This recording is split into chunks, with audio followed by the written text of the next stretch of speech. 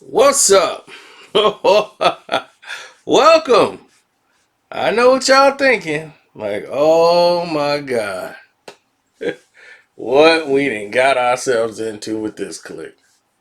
Yeah, buddy. I know YouTube gonna take 3 years to release this video. So by the time you seeing this, I don't know what day it is, bro. I'm serious. I don't know what day this is. I do know what day it is I'm recording it. It's gonna cause a lot of waves, but this is whew, this goes back, man.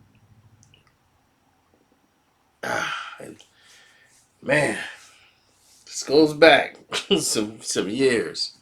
But let's get through it. Now, back in New Edition's heyday, New Edition was looking for a new uh way out of their deals. Bell Bill DeVoe was failing, they flopping. Um Johnny's album wasn't taking off and doing well no more. Um, Bobby he was with Whitney, so he was in limbo. And Ralph Tresvant's career wasn't doing what it was supposed to do. So Puff is like, man, why don't y'all do another New Edition album? They're like, nah, we through with MCA. We ain't giving them no more money. We made like literally $1. Literally $1 for all that work. Nah, we done. So next thing you know,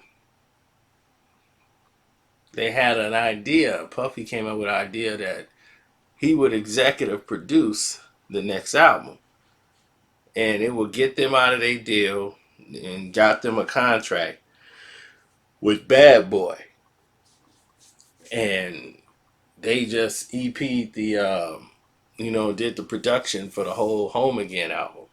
Now, when he did the contract, because Puff was like, man, look, y'all sold 31 million records. All together, it's Bell Bill DeVoe, there's Ralph Tresvant, Johhny. You guys, you guys sold 31 million. If you include Bobby too, that's like, man, that's crazy amount of records. I don't understand why y'all don't want to do this no more. It's just, y'all not hungry. Y'all don't want to be rich. All right, then, let's get it. Let's get in the studio. Let's work. I'm gonna be hands on. With all this. So I'm gonna lend all my support and my whole team. We coming through.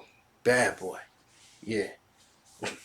So anyway, um, a lot of people thought like, okay, this is gonna be a bad idea. Then Hit Me Off came out and the album took off, the video, and it was just like, man, people are like, all right, New Edition's back. But before that, Bobby wasn't even included in the deal.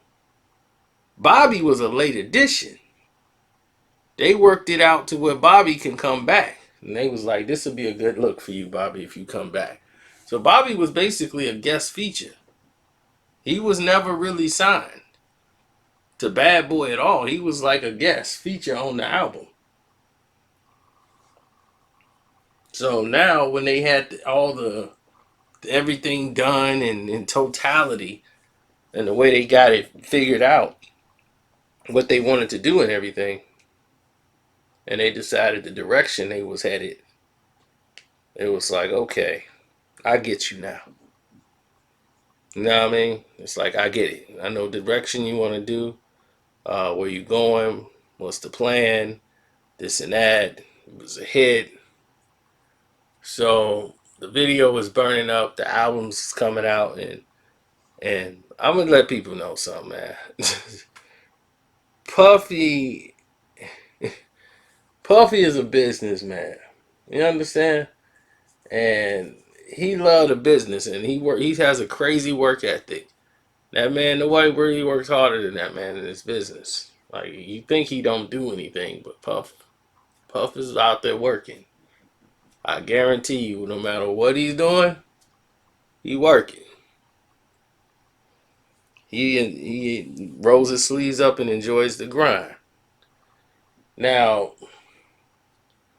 allegedly, there was an album release party because after they got the masters and the control of their records, once they left there, they did the album exclusively on um, Bad Boy Records, the One Love album. I don't know if it was the Hit Me Off, I mean the Home Alone album release party, or the One Love album release party. I can't remember. But allegedly, at this party, Johhny Gill was acting completely wild and was drunk out of his mind. Now, depending on who you ask, I'm quite sure this story is. It's not the first time you're hearing this story. Another industry story that many of us has heard plenty of times over. So, Johnny's like blasted. Real loud, carrying on. Next thing you know, Johhny turns around and goes, "Where's Puffy? Where's Puff?" So he goes up there, right? He got a bottle of champagne. He's turning it up.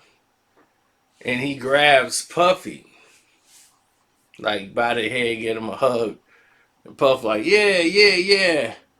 Then he starts allegedly kissing on Puff, trying to kiss Puff in the like on the mouth and stuff, and kissing Puff. Like I don't know if it was like a friendly, kiss or whatever. I don't know. People say he was trying to kiss Puff, and Puff beat the hell out of him. That's the word I got. Puff beat the hell out of him. Now somebody else said, no, Puff just mushed him, like muffed him in the face, and pushed him off them. Like, man, you crazy? Like, what's wrong with you, man? Don't do that to me. Like, don't get that comfortable, to do something like that, And contrary, this is something that people don't understand about Puff. And let me say this now. Puff is what you would call metrosexual. Okay, that don't mean he goes both ways. A lot of people think, oh man, he feminine, he soft. Puffy, man, he hang out with them people, she. From what I've heard and from everything I've seen from Puff, Puff is about as straight as an arrow. I'm serious. It be the dudes y'all don't expect. Them the dudes that be turning up. So Puff is actually on the straight and narrow. Like he love women. He might look like this, and you might see him out there with the laying on the doggone carpet with the fashion, all perfect looking, hair all wavy. That's just Puff, and that's his whole attitude. Now, apparently, Johnny apologized, like, oh, man, I was drunk, man, I don't know what I was thinking, man, there was nothing, nothing said about it or nothing. Like I said, I don't know if Big Gene was there at that time. He might not, might have been there or not. You could ask him if he remembers hearing anything about it. I know I've heard about it. I didn't just pull that out of thin air. Now remember, I said allegedly because I was not there. I've heard the story just like many others have heard the story.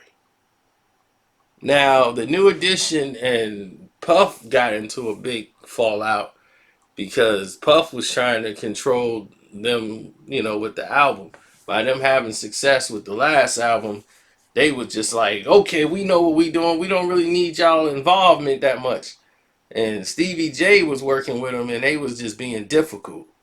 Michael Bivins, by him having some business acumen, and he know what they sound is, and what they sound is not going to be what Johnny's sound is.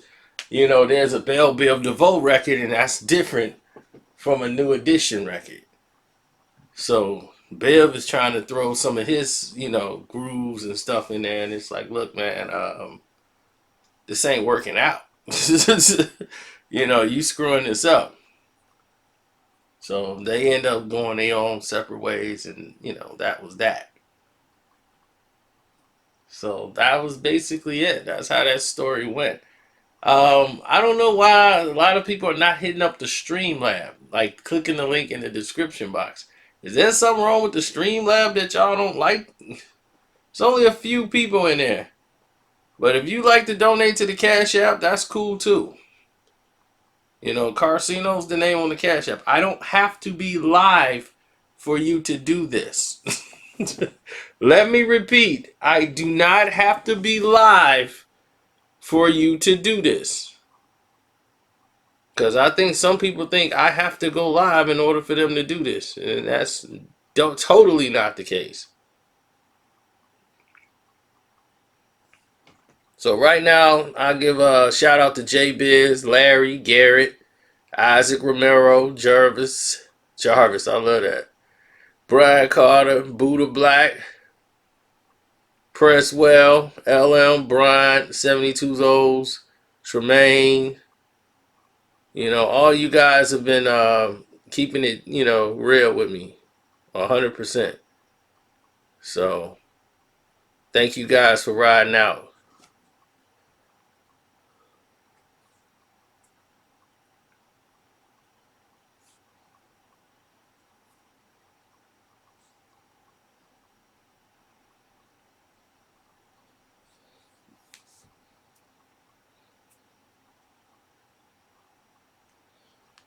So, anyhow,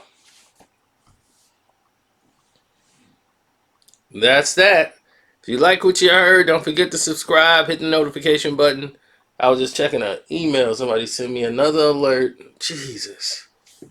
It's like, how many things do I have to do?